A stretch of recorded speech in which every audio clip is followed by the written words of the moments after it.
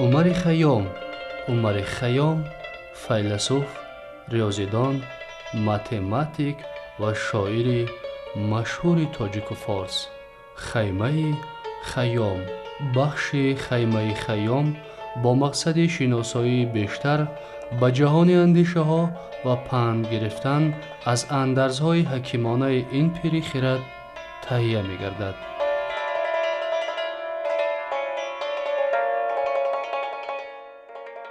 چون واقفی ای پسر زهر اسرار، چندین چی خوری به بیهوده تیمار، چون می نرود به اختیار کار، خوش باش در این نفس که هستی باره.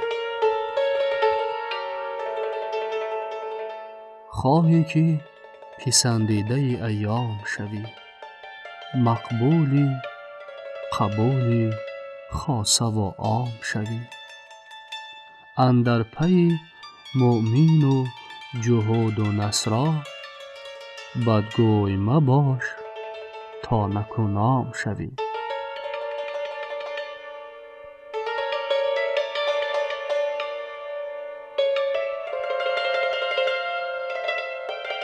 خوش باش که پخته اند سودای تو دی، ایمن شده از همه تمنای تو دی. تو شاد بزی که بی تقاضای تو دی، دادند قرار کار فردای تو دی.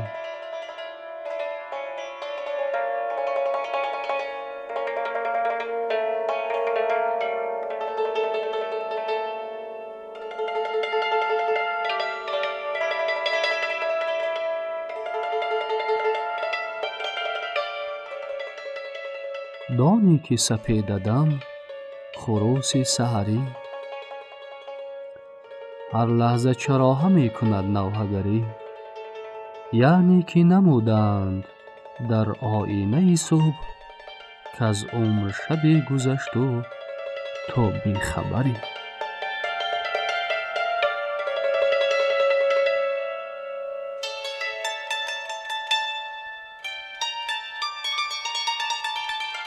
خیمه خیام.